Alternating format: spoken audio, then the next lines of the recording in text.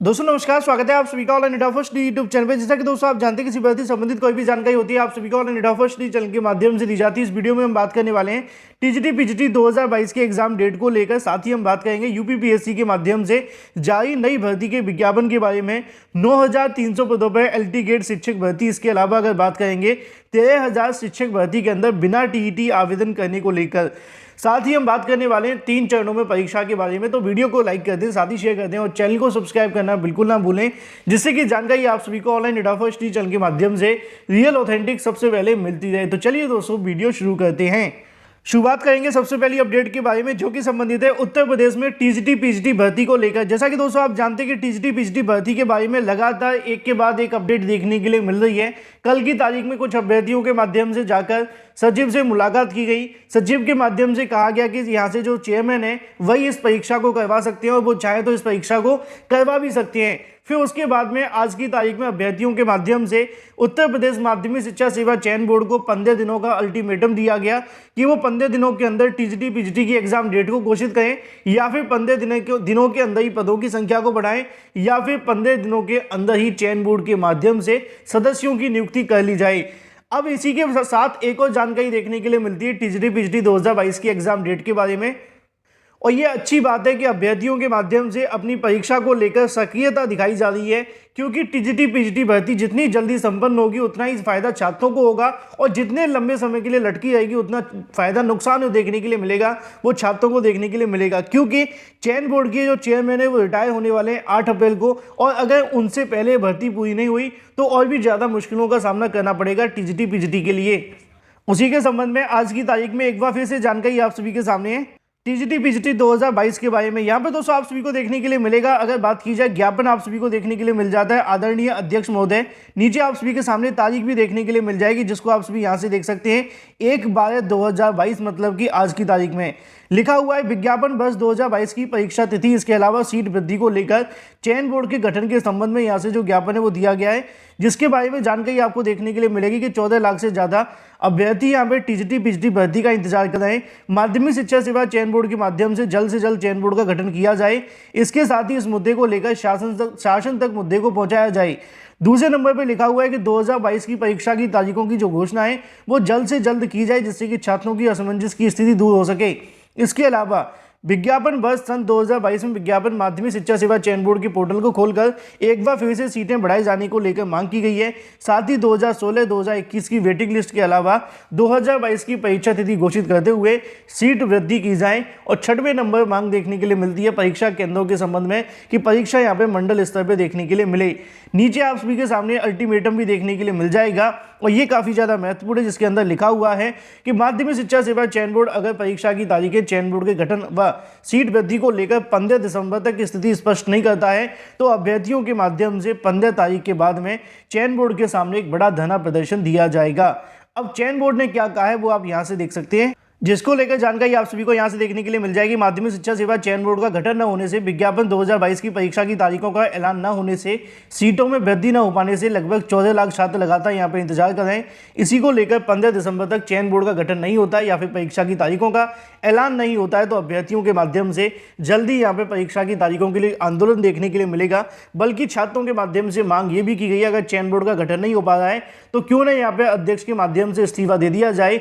8 अप्रैल तक वेतन लेने के लिए अध्यक्ष क्यों बैठे हुए हैं जब वो परीक्षा ही नहीं करवा सकते हैं? तो क्योंकि परीक्षा ना होने से अभ्यर्थियों के अंदर काफी ज्यादा रोष देखने के लिए मिल रहा है। बात कर लेते हैं अपनी अगली अपडेट के बारे में, जो कि संबंधित है यूपीपीएससी के माध्यम से नई भर्ती को लेकर। यूपीपीएससी के माध्यम से नई भर्ती का जो विज्ञापन है वो जारी कर दिया गया है, जिसके बारे में जानकारी आप सभी को यूपीपीएससी की ऑफिशियल वेबसाइट पर देखने के लिए मिल जाएगी। uppsc.nic.in पे जाकर आप सभी चेक भी कर सकते हैं, जिसके बारे में संक्षिप्त विज्ञप्ति आप सभी को देखने के लिए मिल जाती है उत्तर प्रदेश लोक सेवा आयोग के माध्यम से, जहां पे आप सभी के बीच लिखा हुआ है विज्ञापन संख्या 01E1S 22/2023 को लेकर यहाँ से जो भर्ती का विज्ञापन है वो जारी कर दिया गया है। ऑफिशियल वेबसाइट यहाँ पे लिखी हुई है 5/2022 से इसको लेकर जो आवेदन है वो देखने के लिए मिल जाएंगे।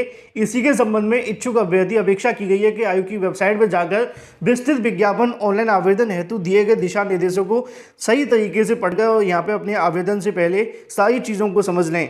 लिखा हुआ है कि ऑनलाइन आवेदन शुल्क जमा करने की जो अंतिम तारीख देखने के लिए मिलेगी वो 2/1/2023 देखने के लिए मिलेगी।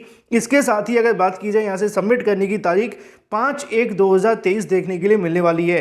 अगर बात की जाए रिक्त पदों के विवरण के बारे में तो वो यहाँ पे आप सभी को देखने के लिए मिल जाएगा किस किस पदों के लिए भर्ती का विज्ञापन जारी किया गया है। डिटेल जानकारी के लिए यूपीपीएससी में जारी होने वाले ऑफिशियल नोटिफिकेशन को अवश्य पढ़ लें। बात कर लेते हैं अपनी अगली अपडेट के बारे में जो कि संबंधित है उत्तर प्रदेश में आने वाली नई एलटी गेट शिक्षक भर्ती को लेकर। एलटी गेट शिक्षक भर्ती के बारे में हाल ही में समाचार पत्रों के माध्यम से आपको जानकारी मिली थी कि 9,334 पदों पर एलटी गेट शिक्षकों की जो भर्ती है वो देखने के लिए मिलेगी, क्योंकि इतनी बड़ी संख्या के अंदर ही शिक्षकों के पद खाली हैं। लेकिन अगर बात की जाए इसके विज्ञापन के बारे में तो उसके अंदर ये भी जानकारी देखने के लिए मिली थी कि हाई पावर कमेटी के माध्यम से इस भर्ती को लेकर जो विवाद है वो खत्म किया जा रहा है। लेकिन ये विवाद कब खत्म होगा, अभ्यर्थी लगातार इसको लेकर इंतजार कर रहे थे, तो इसके बारे में भी एक अच्छी खबर देखने के लिए मिल गई है, जिसको लेकर हाल ही में 2 दिन पहले आप सभी के सामने जानकारी देखने के लिए मिली थी कि हाई पावर कमेटी के माध्यम से अर्हता से संबंधित जो विवाद है उसको सुलझाया जाएगा। पीसीएस राज्य की स्कूलों में पदों की समकक्षता को लेकर मामले का निपटारा करेंगे। पदों की संख्या के बारे में यहाँ पे आप सभी के सामने बताया गया था कि राजकीय विद्यालयों के अंदर 9,334 पदों पे भर्ती देखने के लिए मिलेगी, जिसके अंदर प्रधानाचार्य के 342 पद हैं, प्रवक्ता के 1986 और एलटी शिक्षकों की अगर बात की जाए 7,006 पद देखने के लिए मिलेंगे। एनसीटी के मानकों के आधार पर कहीं ना कहीं यहाँ से जो आगे की चीज़ें वो देखने के लिए मिलेगी। इसमें यह भी बताया गया था कि यहाँ पे एक कमेटी का गठन किया गया जिसके अंदर ये जो अधिकारी हैं वो शामिल हैं और इन्हीं के माध्यम से अब इसको लेकर जो रिपोर्ट है वो सौंपी जाएगी। इसी के संबंध में बड़ी जानकारी देखने के लिए मिलती है कि एलटी गेट शिक्षक भर्ती को लेकर अगर बात की या फिर जीआईसी प्रवक्ता भर्ती की तैयारी करने वाले अभ्यर्थियों के लिए एक बड़ी अपडेट ये है कि उत्तर प्रदेश शासन लखनऊ की अगर बात की जाए रूपेश कुमार जी से हुई वार्ता के क्रम में जानकारी देखने के लिए मिली है कि शिक्षा निदेशालय प्रयागराज के माध्यम से एलटी जीआईसी समकक्ष अर्हता विवाद से संबंधित जो पत्र है वो शासन को 15 दिन के अंदर भेज दिया जाएगा और यहाँ से कहीं ना कहीं नई एलटी जीआईसी इसके अलावा जीआईसी प्रवक्ता भर्ती को लेकर जो उम्मीद है वो जग गई है। तो ऐसे में कहीं ना कहीं एलटी जीआईसी इसके अलावा जीआईसी प्रवक्ता की इंतजार करने वाले अभ्यर्थियों के लिए आने वाले 15 दिन काफ़ी ज़्यादा महत्वपूर्ण होंगे और 15 दिनों के अंदर अंदर यहाँ से कहीं ना कहीं शासन को पत्र भेज दिया जाएगा। फिर उसके बाद में शासन की तरफ से जैसी मंजूरी मिलती है यूपीपीएससी को निर्देशित किया जाएगा और फिर यूपीपीएससी एलटी गेट शिक्षक भर्ती का विज्ञापन जारी करने संबंधित जो फाइल है वो यहाँ से आगे बढ़ा देगा। इन शॉर्ट अगर कहा जाए तो एलटी गेट शिक्षक भर्ती के लिए अच्छी खबर यह है कि 16 दिसंबर तक आप सभी को यहाँ से कोई ना कोई अपडेट शासन के माध्यम से देखने के लिए मिल जाएगी नई भर्ती के विज्ञापन के बारे में। बात कर लेते हैं अपनी अगली अपडेट के बारे में जो कि संबंधित है 13,000 पदों पर नई शिक्षक भर्ती के बारे में। 13,000 पदों पर नई शिक्षक भर्ती को लेकर अगर आप टीईटी पास नहीं है तब भी आप आवेदन कर सकते हैं। उसकी वजह क्या है वो मैं आप सभी को बताऊंगा, क्योंकि हाल ही में 13,000 पदों पर केवीएस के माध्यम से शिक्षक भर्ती को लेकर विज्ञापन जारी किया गया है। अब उसमें बहुत सारे अभ्यर्थी ऐसे थे जो पूछ रहे थे कि सर हमारे पास टीईटी नहीं है और अभी तक हमने टीईटी दिया भी नहीं है, तो उनके पास अगर टीईटी नहीं है तो वो कैसे आवेदन कर सकते हैं, इसको लेकर मैं आपको डिटेल में जानकारी देने वाला हूँ।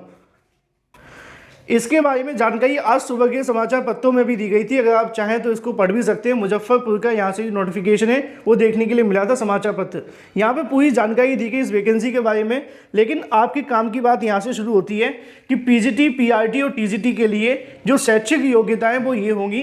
केबीएस में आवेदन करने के लिए प्राथमिक शिक्षक पद के लिए अभ्यर्थियों के पास में 12वीं पास के साथ डीएलएड और जेवीटी होना चाहिए, ठीक है। साथ में सीटेट उनका उत्तीर्ण होना चाहिए। अब सवाल यह है कि उनके पास अगर सीटेट नहीं है और जो आने वाला सीटेट है हाल ही में जिसको लेकर आवेदन शुरू हुए हैं, क्या वो भी यहाँ पे दे सकते हैं? बिल्कुल दे सकते हैं। यहाँ पे लिखा हुआ है जो सीटीईटी के आगामी परीक्षा में शामिल होने वाले हैं वो भी इसके लिए पूरे तरीके से योग्य होंगे। टीजीटी के लिए ग्रेजुएशन के साथ बीएड एवं पीजीटी के लिए संबंधित विषय में पीजी बीएड होना अनिवार्य है। मतलब ये है कि अगर आपके पास टीईटी नहीं है और आने वाले समय के अंदर जो सीटेट की परीक्षा होने वाली है अगर आप उसके अंदर बैठने वाले हैं और भविष्य में आप पास हो जाते हैं, जो कि मेरी शुभकामनाएं आपके साथ हैं, तो आप इस भर्ती के लिए पूरे तरीके से योग्य हो जाएंगे।